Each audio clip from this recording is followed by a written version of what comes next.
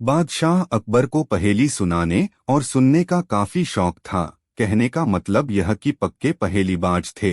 वे दूसरों से पहेली सुनते और समय समय पर अपनी पहेली भी लोगों को सुनाया करते थे।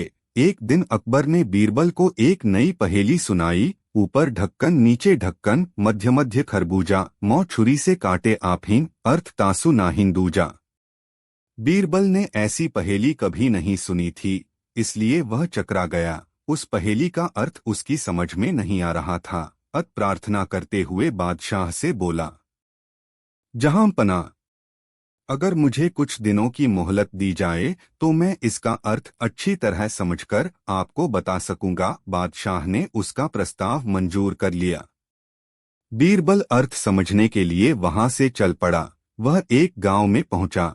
एक तो गर्मी के दिन, दूसरे रास्ते की थकन से परेशान व विवश होकर वह एक घर में घुस गया। घर के भीतर एक लड़की भोजन बना रही थी।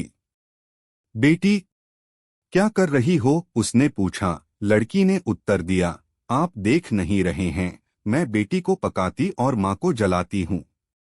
अच्छा, दो का हाल तो तुमने बता दिया, तीसरा तेरा बापू क्या कर रहा है और कहाँ है? बीरबल ने पूछा। वह मिट्टी में मिट्टी मिला रहे हैं, लड़की ने जवाब दिया।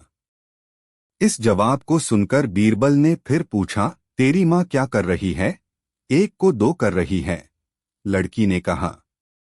बीरबल को लड़की से ऐसी आशा नहीं थी, परंतु वह ऐसी पंडित निकली कि उसके उत्तर से वह एकदम आश्चर्यचकित रह गया। इसी बीच उसके माता पिता भी आ पहुंचे। बीरबल ने उनसे सारा समाचार कह सुनाया। लड़की का पिता बोला, मेरी लड़की ने आपको ठीक उत्तर दिया है। अरहर की दाल अरहर की सूखी लकड़ी से पक रही है। मैं अपनी बिरादरी का एक मुर्दा जलाने गया था और मेरी पत्नी पड़ोस में मसूर की दाल दल रही थी। बीरबल लड़की की पहेली भरी बातों से बड़ा खुश हुआ। उसने सोचा, शायद यहाँ बादशाह की पहेली का भेद खुल जाए। इसलिए लड़की के पिता से उपरोक्त पहेली का अर्थ पूछा। यह तो बड़ी ही सरल पहेली है, इसका अर्थ मैं आपको बतलाता हूँ। धरती और आकाश दो ढक्कन हैं, उनके अंदर निवास करने वाला मनुष्य खरबूजा है। वह उसी प्रकार मृत्यु आने पर मर जाता है, जैसे गर्मी से मोम पिघल जाती है। उस किसान ने कहा। बीरबल उसकी ऐसी बुद्धिमानी देखकर बड़ा प्रसन्न हुआ और उसे पुरस्कार देकर दिल्ली के लिए प्रस्थान किया। वहां पहुंचकर बीरबल ने सभी के सामने बादशाह की पहेली का अर्थ बताया। बादशाह ने प्रसन्न होकर बीरबल को ढेर सारे इनाम दिए। बादशाह अकबर तब बहुत छोटे थे जब उनकी मां का देहांत हुआ था। चूंकि वह बहुत छोटे थे, इसलिए उन्हें मां के दूध की दरकार थी। महल में तब एक दासी रहती थी, जिसका शिशु भी दुधमुहा था। वह नन्हे अकबर को दूध पिलाने को राजी हो गई। दासी का वह पुत्र व अकबर दोनों साथ साथ दासी का दूध पीने लगे। दासी के पुत्र का नाम हुसिफ था। चूंकि हुसिफ व अकबर ने एक ही स्त्री का दुग्धपान किया था, इसलिए वे दूध भाई हो गए थे। अकबर को भी लगाव था हुसिफ से। समय बीतता रहा, अकबर बादशाह बन गए और देश के सर्वाधिक शक्तिशाली सम्राट बने। लेकिन हुसिफ एक मामूली दरबारी तक न बन पाया। उसकी मित्रता जुआरियों के साथ थी और कुछ ऐसे लोग भी उसके साथी थे जो पैसा फिजूल बहाया करते थे। एक समय ऐसा आया जब हुसिफ के पास दो समय के भोजन के लिए भी पैसा पास न था। लोगों ने तब उसे बादशाह के पास जाने को कहा। हुसिफ ने बादशाह अकबर के पास जाने की तैयारी शुरू कर दी। हुसिफ के दरबार में पहुंचते ही बादशाह ने उसे ऐसे गले लगाया जैसे उसका सगा भाई ही हो। लंबे अरसे के बाद हुसिफ को देख बादशाह बेहद खुश थे। उन्होंने उसकी हर संभव सहायता करनी चाहिए।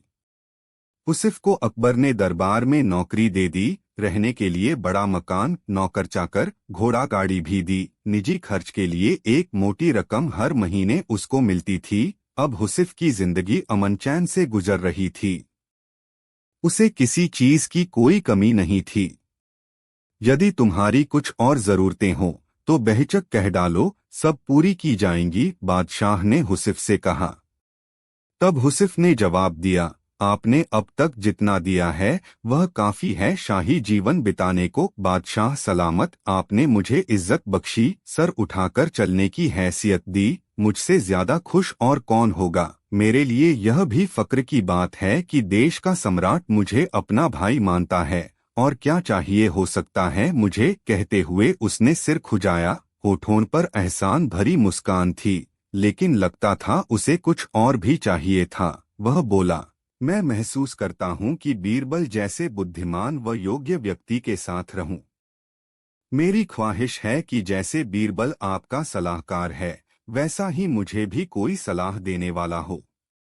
बादशाह अकबर ने हुसिफ की यह इच्छा भी पूरी करने का फैसला किया। उन्होंने बीरबल को बुलाकर कहा, हुसिफ मेरे भाई जैसा है, मैंने उसे जीवन के सभी ऐशो आराम उपलब्ध करा दिए हैं, लेकिन अब वह तुम्हारे जैसा योग्य सलाहकार चाहता है। तुम अपने जैसा, बल्कि यह समझो अपने भाई जैसा कोई व्यक्ति लेकर आओ जो हुसिफ का मन बहला सके। वह बातूनी न हो, पर जो भी बोले, नपातुला बोले, उसकी बात का कोई मतलब होना चाहिए। समझ गए न कि मैं क्या चाहता हूँ। पहले तो बीरबल समझ ही न पाया कि बादशाह ऐसा क्यों चाहते हैं।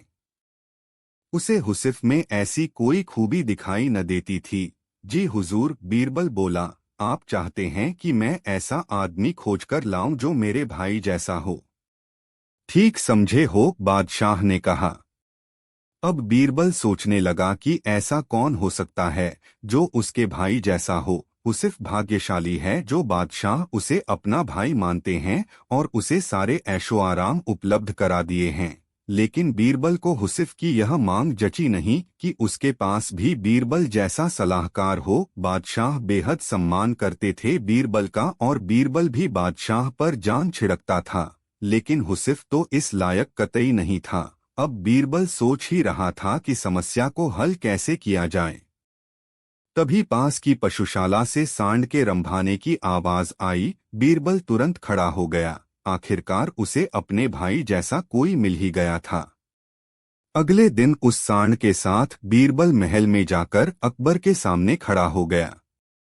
तुम अपने साथ इस सांड को लेकर यहाँ क्यों आए हो? बीरबल अकबर ने पूछा। यह मेरा भाई है, बादशाह सलामत, बीरबल बोला। हम दोनों एक ही माँ का दूध पीकर बड़े हुए हैं, गौ माता का दूध पीकर, इसलिए यह सांड मेरे भाई जैसा है। दूध भाई, यह बोलता भी बहुत कम है। जो इसकी भाषा समझ लेता है, उसे यह कीमती सलाह भी देता है। इसे हुसिफ को दे दें। मेरे जैसा सलाहकार पाने की उसकी इच्छा पूरी हो जाएगी। बीरबल का यह उत्तर सुनकर अकबर को अपनी गलती का एहसास हुआ।